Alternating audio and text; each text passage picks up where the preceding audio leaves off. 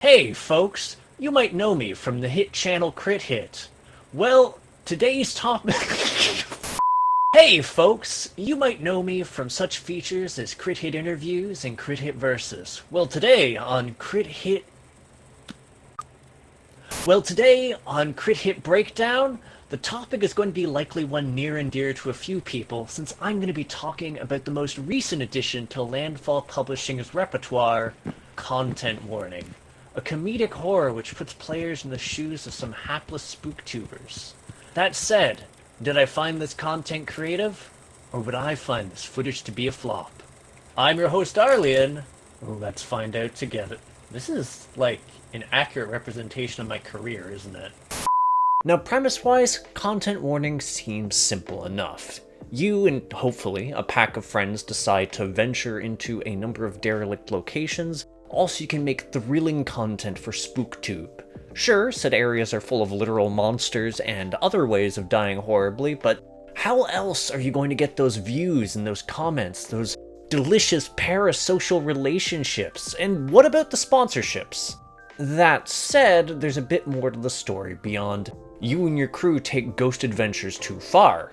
I say this because there's a neat bit of world building going on in the background if you're inclined to look for it. It started with one of the purchasable emotes. Ancient Gesture is a weird way to say flipping the bird. It was a detail that just sat at the back of my mind until it clicked.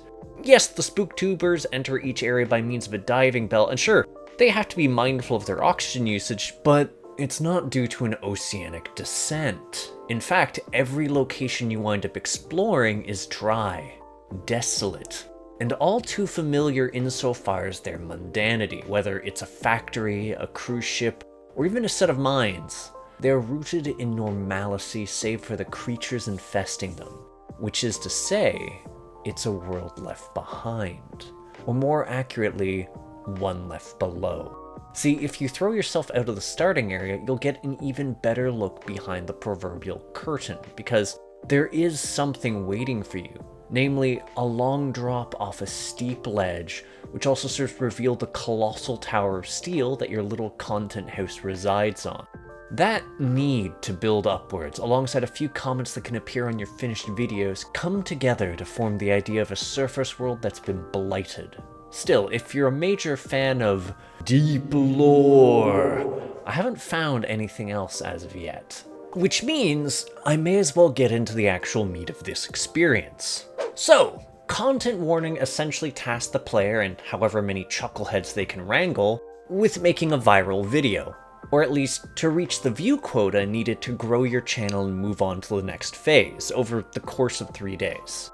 That said, it's a bit harder than just running around and letting the camera roll, because the game only affords you a relatively sparse amount of runtime to get those views. Specifically, you have 1.5 minutes of film to milk as much as possible out of your audience. And it's at that point that the real challenge of Content Warning kicks in. See, while I've had someone bring up Lethal Company in the same sentence as this game, given they are both dystopian ventures which challenge you to meet a quota in 3 days, they have two very different outlooks on how to tackle their threats. In Lethal Company, you're generally doing your best to navigate around or avoid the enemies that exist, and maybe occasionally club one to death with a shovel. Content Warning, on the other hand, asks that you actively seek out its darkness-bound denizens in order to get optimal footage. Because as much as your footage can be padded with funny clips of your friends falling off cliffs, screaming in terror, or being silly goons, the real numbers come when you track down enemies. And I don't mean blurry shots from a safe distance. Oh no, playing it safe can frequently lead to unclear footage worth nothing. So instead, you need to creep up on these often murderous creatures because optimal footage, well, that tends to involve pissing the creatures off so it launches directly at one of your friends with murderous intent, or tasing the damn thing and having a dance party on its body before it wakes up. And if someone happens to die, well, dead bodies definitely make for spooky content. Really, Content Warning can be summed up as numbskullery at its finest. What are we doing?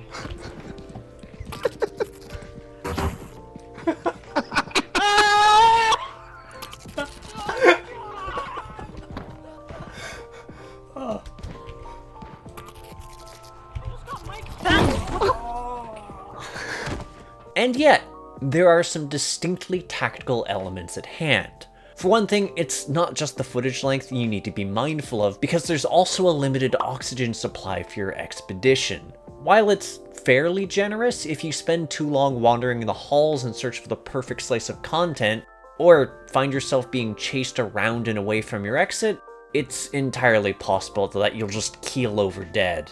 Admittedly, the game can be fairly forgiving on this front, because if your diving bell does get camped by a pack of monsters, you don't actually lose oxygen while waiting inside, if you're trying to wait and see if something will just, well, leave. Though that really depends on the monsters, because, man, does their behavior and lethality vary. You are not always safe in the bell. While the first few you encounter will be fairly low on the threat scale, like barnacles and the snails, it won't be long until the spawns escalate in severity, and that's where the discerning eye really kicks in, because some are still fairly manageable, staying docile unless you make noise or shine a light on them, while others are easy enough to ward away, such as shining a light on them. And then there's the really nasty ones that will just kill you and your friends dead, possibly en masse, and once you factor in the fact that some of them are extremely dogged in their pursuit, well, party wipes happen. Sometimes it's very much a matter of being your fault. Maybe you weren't being mindful of your stamina because of how forgiving it is and found yourself unable to dash when it counts. Or maybe you took a wrong turn and failed to notice the ceiling barnacle, which scooped you up if only she could be flash fried by the flame tortoise for your hubris. This may sound very specific. That's because it is. That said, there are times where your introduction to a map will be incredibly brief, as you find yourself greeted within moments by something keen on smashing you harder than a frat boy during frosh. And this can suck. It can suck so much for a variety of reasons. First off, when everyone dies, the day ends, which is an obvious enough consequence, but the ramifications are fairly far-reaching. For instance, you don't keep your camera when you die. Instead, it's dropped where you were murdered, along with all your other stuff. Now, normally, a cameraman dying just means someone rummages your dead body, collects the video, and just keeps the show rolling. Facilitated by the fact that a glowing camera is pretty easy to find. But when everyone dies, it's just left behind, and unless it was left behind in the bell, you're now starting a new day in the exact same condition as the last day, except you're now down whatever equipment people hadn't managed to drag to the bell. And the actual process of finding the camera is a bit trickier, since it no longer glows when it's the day after, and you can no longer record with it. If you died with very little recorded footage, it's likely that it's going to be a scuffed day, and that's if you can even recover it, since it's entirely possible an enemy dragged your corpse somewhere remote, or even threw you and the camera into the abyss. So yeah, your newfound absence of gear and funds can leave you ill-equipped to deal with the old world's inhabitants, which is a problem since you'll then need to take even bigger risks to make up for the lack of views. Content warning can be legitimately rough and a fair bit harrowing at times. And yet, it doesn't stop things from being incredibly goofy, and a big part of that is rooted in content warning's physics. Did you know that when you turn in this game, your body and legs turn with you? And I don't just mean this in the sense of orientation, I mean your character's foot will actually shift, which can lead to awkwardly tipping over a ledge you were peering down and falling face first in front of a monster. Or such classics as trying to catch your friend's voice on the pole microphone only to smack them in the face with it and then trip them with it while they're trying to adjust. Or stopping them from getting through a hallway while a monster's chasing them and then leading them to being ambushed, and then the group being ambushed while you're being a pack of stooges. It's so incredibly stupid and yet satisfying all at the same time. I think the lack of fall damage definitely helps to make all of this a lot funnier, since the fatalities are often relegated to secondary consequences. And speaking of consequences, while I may have focused on things going awry, well, when they don't, the game provides you a pretty solid array of items to facilitate your journey. Well, Arguably, you can in fact spend an exorbitant amount of money to unlock the ability to flip off monsters. It's probably good for views. That said, it also provides more concrete bits of equipment like better flashlights, a microphone for better recording, or even defensive options like a defibrillator to revive dead friends, a guide on hugging to heal them, or the shock stick. I am banned from using the shock stick, I should note, if only because I may have accidentally tased bats while we were busy being pursued by a monster. Who would have thought using a dangerous pull object in a tight-knit corridor could lead to awkwardly frying your friends? And there was definitely little consolation to be found in the excuse that disabled the monster, since that was more that it had a twitching body to briefly occupy itself with. Thankfully, they have not banned me from throwing slime grenades all over the place. Yet, they're neat, since they can be used to slow down enemies who can get up close or just block off an exit to end a pursuit. Just don't get stuck in while fleeing, or try and get clever and use one to negate getting stunned from falling over, because it'll take you longer to wade your way out than it will to recover from stumbling. Though, if you're like me, you'll probably end up doing so a fair bit because there's parkour and content warning. Well, sort of.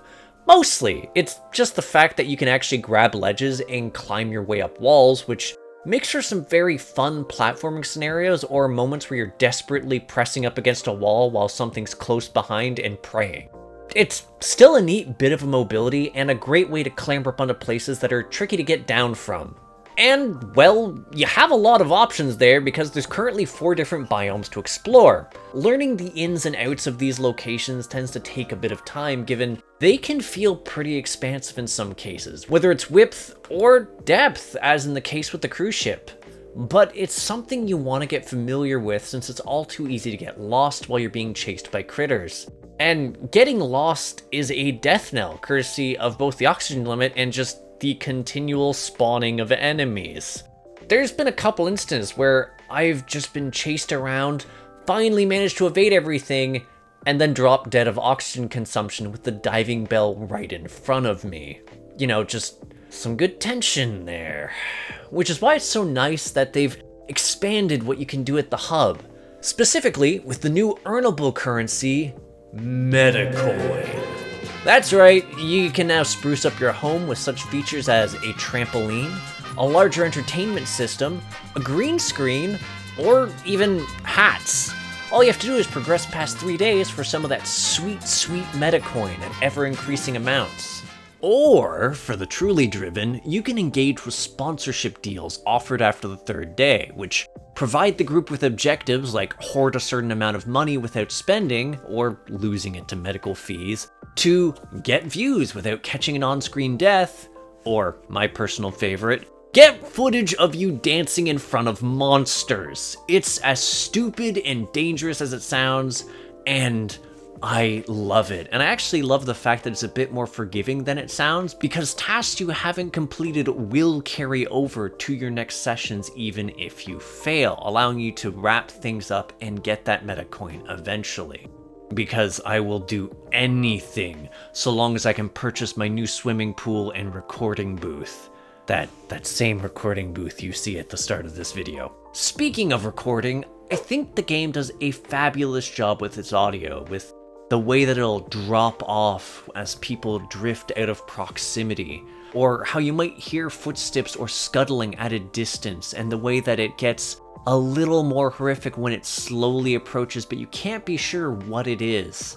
I can't count the number of times I've awkwardly called out to the darkness after hearing a noise and just sat there listening and hoping it was a friend and not something getting ready to pounce at me, and being uncertain if I should stay in that place and risk splitting off further from someone. Though, speaking of dreadful feelings, while the game is fairly ambient for its sound design, there are a few musical stings which exist. One of which cues you into the fact that monsters have spawned into the map. There's nothing like being stranded somewhere and knowing that your situation just got worse even if you can't see it yet. Beyond hearing the chord, which signals the whole "a monster has seen you, you're gonna die" sound. Good times. good times. As for the visuals, well, while the hub is brightly lit and altogether inviting, entering into the diving bell takes you into an entirely different experience.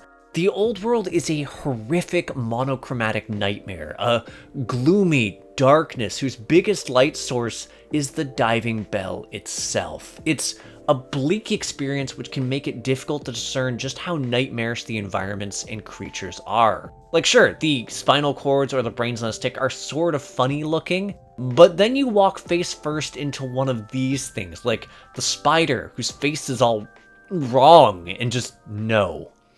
No, it's a bad time. Sure, you can make it a bit sillier by customizing your character's face into a funny little emoji, but that only dampens the underlying horror until your body slams to the wall and collapses into an inert ragdoll.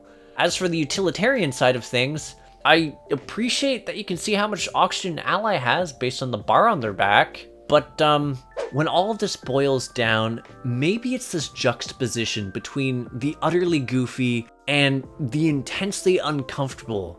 Maybe this is what I've been searching for. Forcing players not to avoid enemies, but to sidle up to them and take a selfie is such a bizarre experience. The horror equivalent of sticking your head into a tiger's mouth and hoping for the best.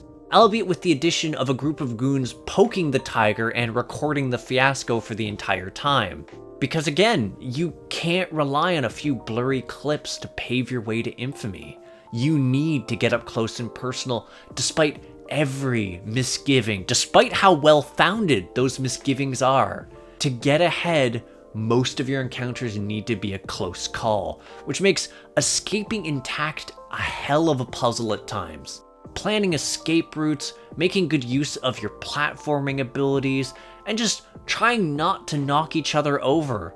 Things go from hilarious to horrible improvisation, and then snap back again once you reach the hub. And then there's just something cathartic at the end of it all about getting to actively watch the clips you'd recorded of your misadventure at the end of every day.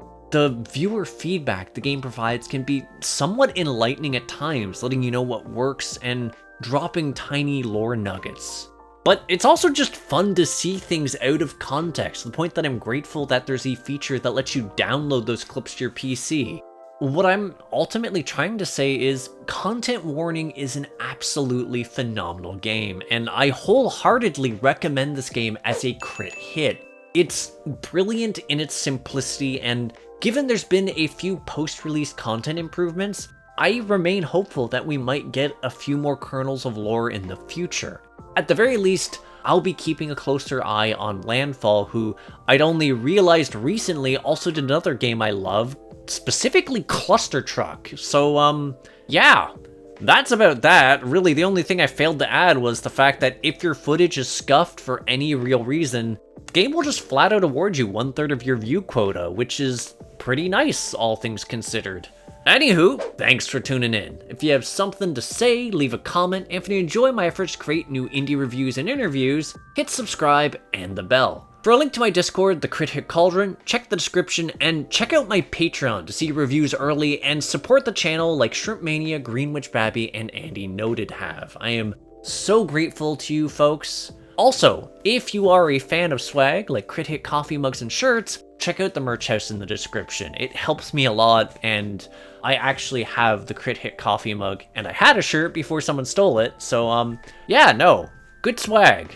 Clearly, if someone's gonna steal it from me, god damn it. That said, I'll catch you on the next episode of Crit Hit. Take care till then, folks.